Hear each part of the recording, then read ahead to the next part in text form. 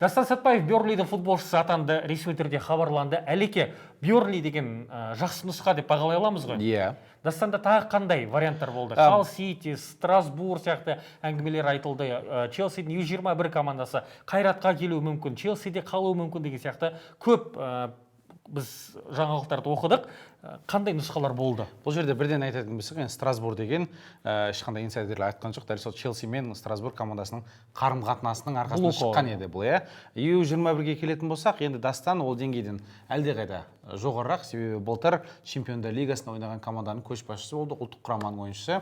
Сол үшін де бұл нұсқаны алып тастаймыз. Халл дегенге келетін болсақ, жарайды, көбісі қазір АПЛ-да ойнау керек еді, АПЛ-да ойнаған қазақ, тұңғыш қазақ болатын еді деп сол бір хайп жағынан қарап жатыр. Бірақ Халл дәл осы маусымда АПЛ-де қорғаныста ойнайды. Халл, мысалға 20 команда бар ма, соның 19-на қарсы қорғаныста ойнайды.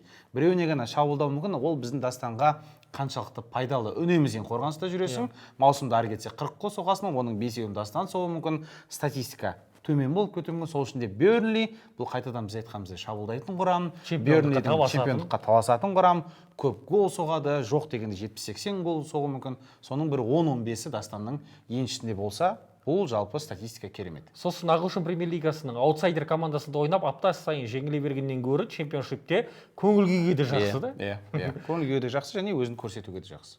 Сондықтан біз Дастан Сәтбаевқа сәттілік тілейміз. Бёрнлиде басты мерген атанып, чемпионшипте жарқыраса екен деген тілегіміз бар. Біздің арнаға міндетті түрде тіркеліп кетіңіздер және Дастан Сәтбаевқа сәттілік тілеп, комментарий жазып кетіңіздер.